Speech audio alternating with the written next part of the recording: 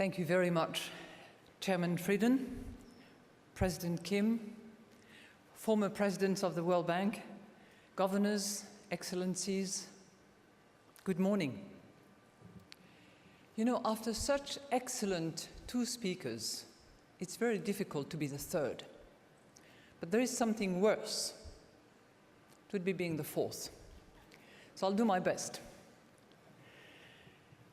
You know, coming into these meetings, I spoke of the great transition underway in the global economy. I spoke about the changing patterns of growth, the changing dynamics of monetary policy, and the changes taking place in the financial sector as well as in the real economy. And we will keep talking about those changes because they are with us for a long time. But as we grapple with them, we also have the responsibility to raise our eyes and look towards some of the major changes that will transform the global economy over the next generation.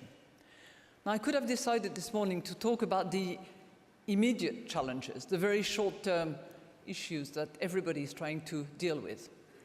But I decided to take this opportunity to ask what the global economy is going to be like for the next generation. And I want to take the opportunity to ask us what it means for you, our member countries, and what it means for the fund, your institution. Speaking of which, our Constitution, the Articles of Agreement that our founders devised nearly 70 years ago, next year, have proven to be a feat of engineering strong enough to stand the test of time, yet flexible enough to respond to the many challenges that have faced our membership. And you know, when I think of that, I'm always reminded of that Greek proverb, which says that a society grows greatly and grows great when old people plant trees in the shade of which they know that they will never sit in. Well, our founders have planted those trees, and we are in the shade of those trees today. And together, what we must do is plant those trees that will provide shade for generations to come. Over the next generation, the rate and reach of change will be great. With that, the needs of our members will change. And so too must the fund. The IMF must be flexible in its approach. It must be focused on its core goal, which is to best serve you. Flexibility, focus, service. Those are guiding principles.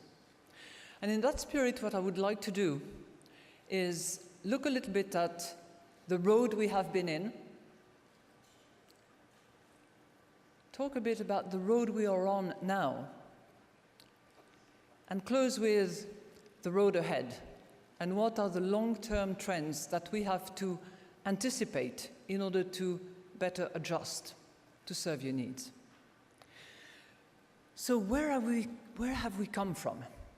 Some of you have been around for a long time, and I salute former first Deputy Managing Director, former Deputy Managing Director of the fund, as I did with the President of the World Bank. But not for the last 70 years, right? The IMF was forged from change. In the midst of the devastation of World War II, nations came together to find a solution for the times and a vision for the future. And that was an original, definitional multilateral moment, if you will.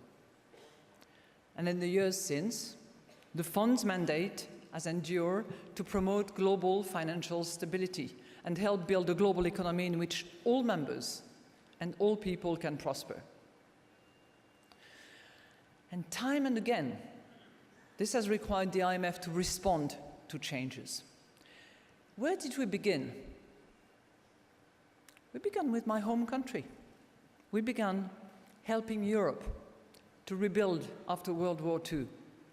Then, with the winds of change in Africa and independence in many developing countries, there came a new wave of members with a new wave of needs.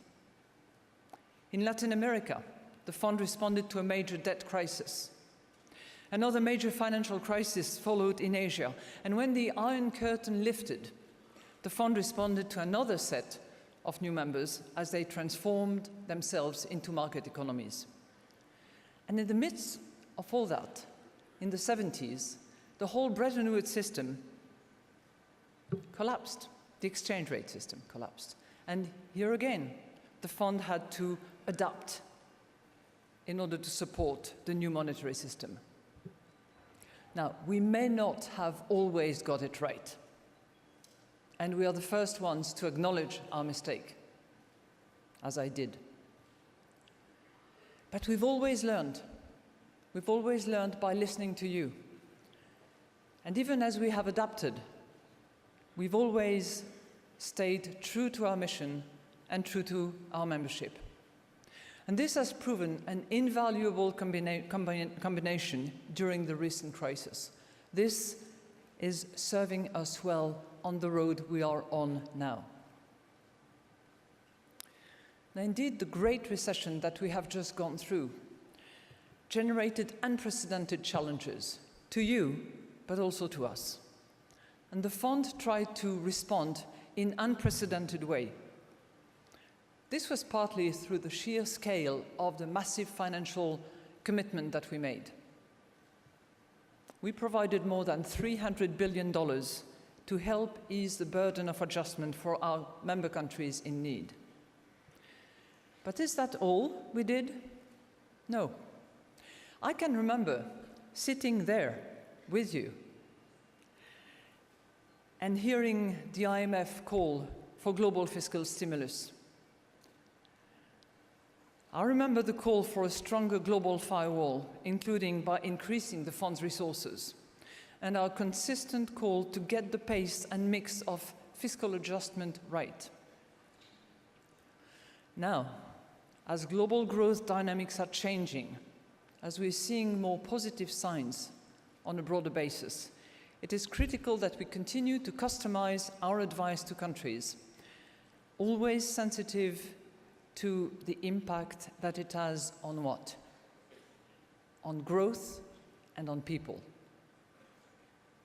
Today, many of you are considering how to navigate the eventual exit from unconventional monetary policy adopted by central banks in advanced economies. Here, too, we are offering our neutral and tailored view of the challenges this may present for all members. This crisis leaves behind the legacy of too little growth and too few jobs. More of our work is focusing on reforms to promote competitiveness, to create growth and jobs. Is that right? Well, this resonates, of course, with the first of our articles, which embeds concern for employment in our very mandate. Another defining feature of this crisis is its global scope, and the fund had to respond globally. Did you really do that? The skeptics will ask. Didn't you spend so much time in Europe? Well, yes, Europe has received a lot of attention, but this is not surprising, because the Eurozone has been for a while, a long while, a focal point of the crisis. But you have to know that over the last 5 years, we have made 150 new commitments to countries all around the globe. The crisis bystanders, the low-income countries, some countries that you have no idea about. This support has been delivered in new ways. We had to adapt. Zero-interest loan to help our low-income members, especially in sub-Saharan Africa. Crisis prevention insurance in the form of flexible credit lines that we have opened for countries like Colombia, Mexico, Poland. capacity building and financial support for our Middle East members facing historic economic and political challenges. But the crisis has taken us further. It has led us to rethink our macroeconomic analysis and adapt our policy advice, reflecting above all that we operate increasingly in an interconnected world. You've heard that before. But what does it mean for the IMF? Well, it means, as the chairman noted actually, putting greater emphasis on spillovers. Spillover. It's how policies decided in one country actually have an impact in other countries. Doing even more to assess feedback loops, imbalances, and how they can be addressed and fixed. We have pushed ahead on this over the past year, including through our spillover report, the pilot external sector report, and a new strategy for our work in the financial sector, which has been so critical, unfortunately, in triggering the crisis. Another innovation that we put in place is what we call the cluster analysis. We group certain countries that have interconnection, linkages, common factors and similarities, and we've done that in the south of Africa, and we're doing it as well in several Nordic countries. Very interesting work. These are new ideas, new approaches that have infused the work that is done in all our lines of business, whether it's surveillance, whether it's lending, whether it's technical assistance. And this work is done by a world-class staff. You don't necessarily see them because they come on a mission, they come to visit, they come for an Article 4, they negotiate with you sometimes hardly, and it's reciprocated. You see them on technical assistance. I see them every day. Long days, often nights, often weekends. I can tell you one thing, I'm very, very proud of them. I've seen staff in other organizations. I've never seen as dedicated, as engaged staff. For what? Well, for the good of the world, for the good of the organization serving its membership. I'm proud of them. I hope you're proud of them too. And I can tell you that when I say that, I reflect the views of the management team, the whole management team. They're all sitting at the front row here. And I would like to recognize them here. They are my dream team. And they feel strongly for the staff. Now, I have to be fair. I want to also express my gratitude to the executive directors of the institution. It's not always easy. Sometimes we have differences of views. Sometimes we quarrel a little bit. But we have such a solid relationship. And it is through their guidance, their insight, that we've been able to tailor the IMF response during the crisis. And it's thanks to them that we have been directed into the most effective and timely way to serve you. Our tradition of adapting while staying focused has enabled us to serve you, our members. Again, flexibility, focus, service. These remain our guideposts for the road ahead. The road ahead, you think? Why would we venture into the future? The future is a promise that only time can deliver. But it doesn't stop intelligent people from thinking about it. And that's an exercise that we collectively have embarked on. Staff, management, the executive directors, sometimes drawing on the work that you do at home to try to decipher what's in it for you as finance ministers, as governors of central banks, as members of treasury departments. Now, we've identified a few long-term trends, but I will only mention 3 of them, and I will finish with that, because I think that will forge the road ahead. First long-term trend that you will face, we will face, and that we have to adapt for is a multipolar world. Heard that before? Okay. In the next decade, the share of emerging and developing economies in global GDP will increase from about half today to nearly 2/3 of global GDP. Per capita income will converge across countries with a rapidly expanding middle class in those nations. So the stage is set for a world 20 or 30 years from now where economic power will be far less concentrated in the hands of advanced economies, but will be vastly dispersed across all regions. Now, what does that mean for the fund? It means that to be credible, to be relevant, we must be representative and we must mirror those shifts. We are already moving in that direction, albeit slowly. We all know what is at stake with the 2010 governance reforms, once implemented. And I'm very hopeful, I wish I was confident, but I'm very hopeful that it will happen. And if not as quickly as we would all have liked, it will happen. The IMF will then have a platform from which to build on and develop further. Now, representation is not just about shares or chairs.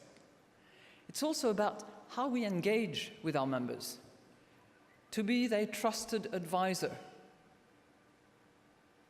That's what we want to be.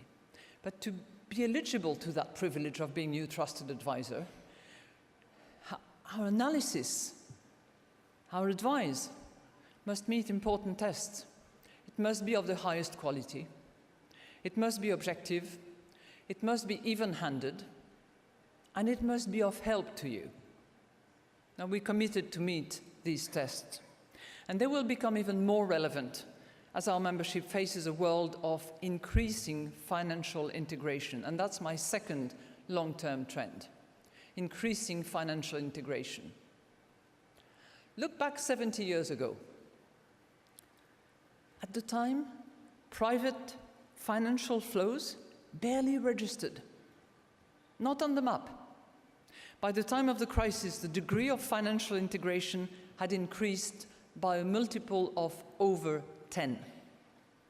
Today, the world economy is not simply connected, it's hyper-connected. And this will propel financial integration on a scale not yet quantified, and to corners of the world not yet reached. As emerging and developing countries grow and converge, their financial integration will become deeper and more complex. Well, that is good, because generally, deeper integration will fuel growth, but not without risk. Experience teaches us an important lesson. Greater financial integration raises the probability and size of financial crisis significantly. So what does it mean for the fund and for you? It means prevention, because the accident could be, as I said, really serious. So it means raising our capacity to help you with crisis prevention, strengthening our work on financial sector risk, repair and reform, thorough and timely analysis of interlinkages and spillovers between countries, and clearer early warnings. It also means strengthening our support for crisis resolution if the prevention has not worked, adopting our lending toolkit as needed, strengthening our cooperation, including with regional financial arrangements, and ensuring that the burden of adjustment is shared fairly. It also raises the question of ensuring that the fund has enough resources to help our members deal with future crises. And on that note, I would like to thank all those members who have agreed to allocate the windfall profit of the sale of gold to the Poverty Reduction and Growth Trust, which is now a decision that is subject to board review, because 90% of you have decided to do so. Thank you. Yeah.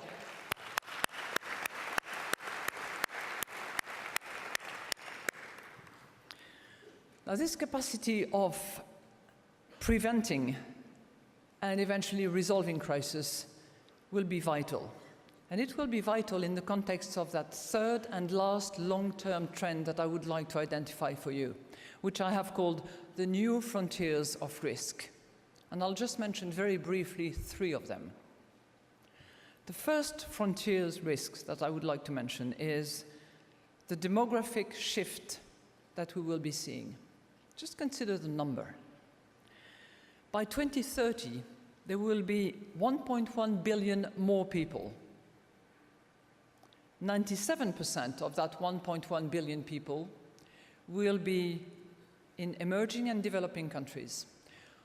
1 billion people, in 10 years' time, 1 billion people will be over 65. What is the fund doing with demographics? Well, it matters a lot, because those demographics and the intergenerational costs will dramatically affect education, health, savings, pensions, public spending, fiscal. What else than demographics will affect growth and stability? Income distribution. Today, inequality stands at levels not seen since the fund was created. In many countries, this has led to growing frustrations, breakdowns in social and political cohesion. And one might have think that the crisis would have addressed that. It did not. And the current recovery is not reversing the trend either. It remains too uneven, and too many people are unemployed, too many people are left out. Demographics, income distribution, third and last one, environmental sustainability. Average temperature have risen, rise, and will rise. And with it, the risk of more frequent natural disorder, more volatile agricultural output, less arable land, more food and water insecurity, and in many countries, particularly the poorest, it will exacerbate their already fragile states. So, what does it mean for the fund? And why should the fund venture in those areas? These issues threaten the macroeconomic health of our member countries. And if that is the case, that must be part of our work. And there are a number of ways that we can help, not going into others' territory at all. But we have and we can cooperate more effectively. We are doing so together with the World Bank, and I would like to salute Dr. Kim for the support that we are giving each other in respect of certain matters that we're particularly keen and focused on. We can do that by sharing our experience, offering what we have, drawing on the expertise of others. I'm thinking, for instance, of our fiscal advice on carbon pricing. For another, we can help focus the global attention on specific issues. Take, for example, our recent research on energy subsidies. It showed how global savings of almost $2 trillion could be used to better help protect the environment and the poor if the money is well used.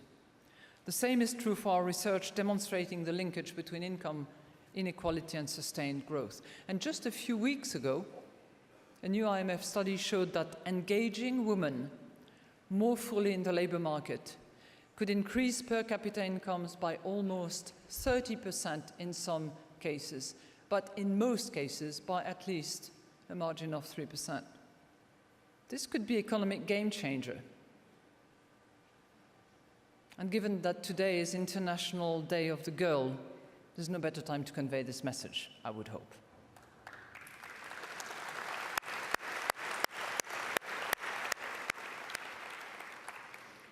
Now, in all these areas, the fund's comparative advantage, again, is to bring our macro-critical perspective to bear, maintaining that focus, and adapting our approach is what has made the IMF an effective institution in the past.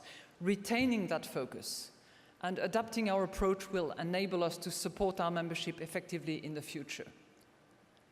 We will not venture in territories where we don't need to reinvent expertise and knowledge that has already been developed.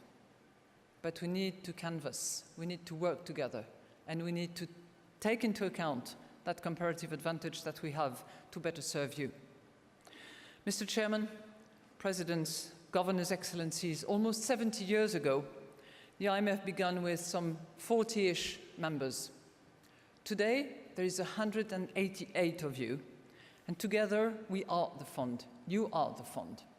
And as I stand here with you, I recognize an IMF that was founded on the spirit of international cooperation.